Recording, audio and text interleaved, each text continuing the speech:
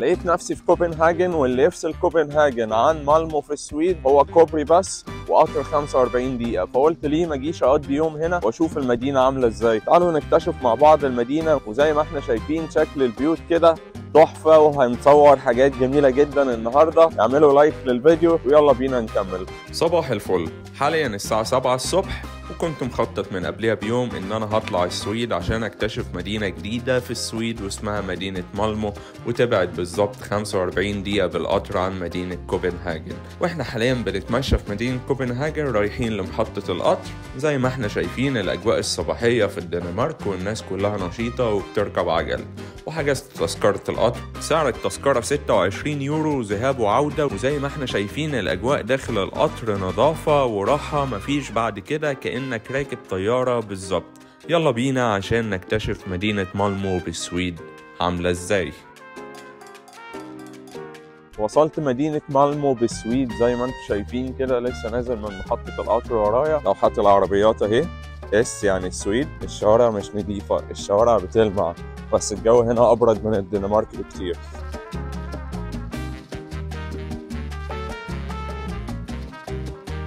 دي محطة القطر الرئيسية في مدينة مالمو بالسويد، وأول ما بتطلع بتلاقي محطة باص، والشوارع نظيفة وفي نهر، وشكل المدينة غاية في الجمال والروعة.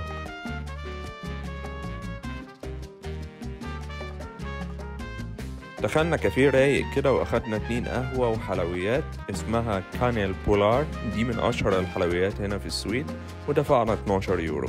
ديزاين الكافيه وقعدته بتخليك في عالم تاني خالص. ومن الحاجات الكتيرة اللي موجودة في المدينة برضو محلات الورد، وشكلها جميل جدا. العملة هنا اسمها كرونا، واليورو عامل 12 كرونا سويدي. وزي ما احنا شايفين الاسعار هنا في البلد ارخص من كوبنهاجن، والمدينه جميله جدا. المبنى الجميل اللي ورايا ده اسمه مالمو رادوس او مبنى البلديه، يعني زي ما احنا بنقول. تم بناؤه 1544 الى 1547، ومبنى شكله جميل جدا واثري. الساحه زي ما احنا شايفين ساحه جميله، بس الجو ساقع شويه عن كوبنهاجن، بس الاجواء 10 من 10.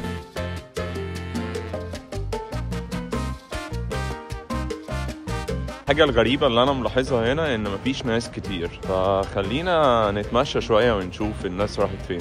المدينة هنا نضيفة جدا، أجواء ولا أروع. تعداد السكان 690 ألف نسمة، ومساحة المدينة 158 كيلو متر مربع.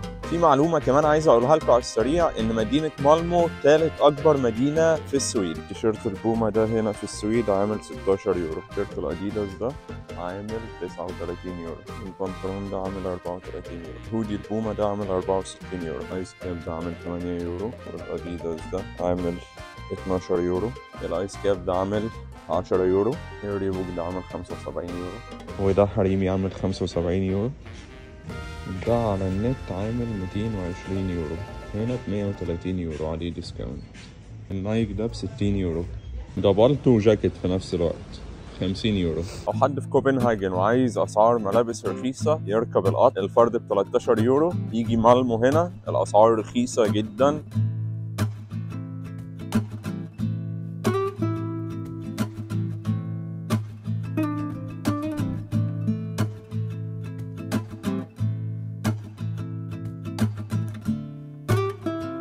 الاجواء الجميله والممتعه والنافوره الجميله اللي ورايا، والميدان اللي انا فيه دلوقتي اسمه جوستاف سكوير. المدينه هنا الصراحه حلوه ورايقه وهاديه، والناس كده بالها جميل، يعني الناس هنا جميله زي الناس اللي في الدنمارك بالظبط، ما هي قريبه جدا من كوبنهاجن، فهتلاقي نفسيه الناس اللي هنا وطباعهم قريبه جدا من طباع الناس اللي عايشه في كوبنهاجن. زي ما احنا شايفين العجله دي، والست كبيرة في السن اهي وبتركب عجلة، 85 سنة وراكبة عجلة. عرفتوا بقى الناس هنا عندها صحة ليه؟ عشان أخدة على موضوع الرياضة. نفس الأمريكانو ونفس الإسبريسو في كوبنهاجن ب 11 يورو، هنا ب 6 يورو ونص. شايفين الفرق قد إيه؟ أكيد الفرق عشان هنا المرتبات أقل من كوبنهاجن، هنا مستوى المعيشة أقل من كوبنهاجن، الكلام ده فبتفرق في الأسعار برضه. ديزاين الكافيهات في مدينة مالمو مفيش بعد كده الصراحة. دوم الصبح هنا تاخد مشروب وكروسو ب 4 يورو. ده باب هنا في المدينة اسمه مالمونيا من 1885. جمال بقى كله ورانا، طول ما انت ماشي هتقابل النهر في كل مكان.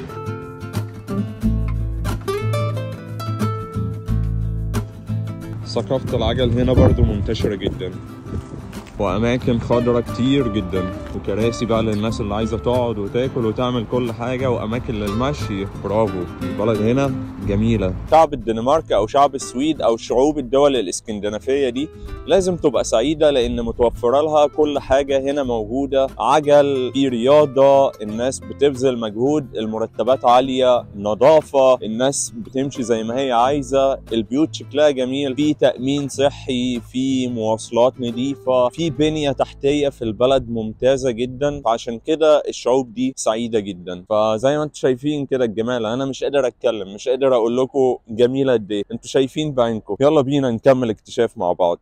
انت متخيل ان البطة دي سعيدة؟ البطة دي عايشة في السويد، شايفين بتلعب ازاي؟ من حقها طبعا. معرفش ده مين الصراحة، بس قلت اجي اتصور معاه، لقيت واقف كده وبيعيط. انت بتعيط ليه؟ انت عايش في السويد يا عم، لو انت عايش في السويد وبتعيط احنا نعمل ايه؟ رد عليا يا برنس. معلش بيعيط في السويد وبيعيط.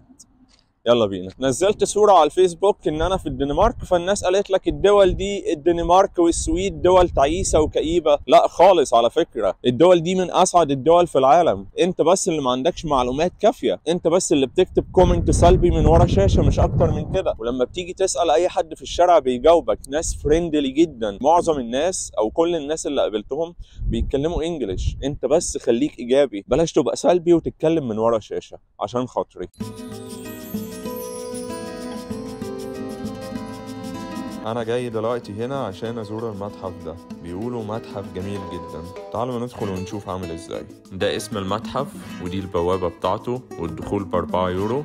وزي ما احنا شايفين مكتوب معلومات بالعربي وبالإنجليش وباللغة السويدية. ده متحف الفن الحديث والمعاصر في مدينة مالمو بالسويد. أنا أساسا حد مش بيحب المتاحف، بس أنا جالي فضول إن أنا أدخل وأشوف المتحف ده من جوه عامل إزاي. هو متحف للعروض المستقلة، وإن أنا أرجع بقى للطبيعة وما أدخلش متاحف تانية، لأن أنا لما بسافر أي دولة أنا بتجه للطبيعة وللأماكن الجميلة اللي فيها، ماليش في جو المتاحف ده خالص. مش عارف اقول لكم ايه الصراحه، بس حقكم عليا ان انا دخلت المكان ده، رميت 4 يورو كده على الارض. يا اما انا ما بفهمش في الفن، حد يكتب لي في الكومنتس تحت ويقول. يلا بينا، خلاص عدى وفات.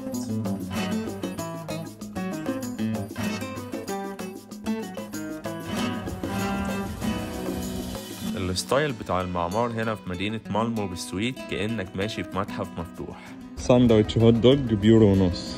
الأسعار هنا حكاية. اللي اكتشفته بقى هنا مالمو رخيصة لأن تعداد السكان هنا قليل، فالمحلات والبراندات بتعمل ديسكاونت عشان الناس تشتري أكتر. هنا الأسعار، دخلت مثلا محلات الملابس ورخيصة، المطاعم هنا رخيصة جدا، الأكل والشرب في الماركت رخيص. فعشان كده التعداد قليل، ففي محلات كتير ومحلات ملابس كتير، فبيعملوا ديسكاونت عشان الناس تشتري منهم. فدي برضو فكرة تسويق جامدة جدا. لكن لما بيبقى في ناس كتير عايشة في البلد وكده، فالمحلات بتبيع بالسعر اللي هي عايزاه، لان هم عارفين اللي هم هيبيعوا. دي سياسة في البيزنس. لو عجبك الفيديو ما تنساش تعمل لايك وشير، واستنوا الفيديوهات الجاية من مدينة مالمو في السويد عشان لسه في حاجات كتير هنشوفها مع بعض.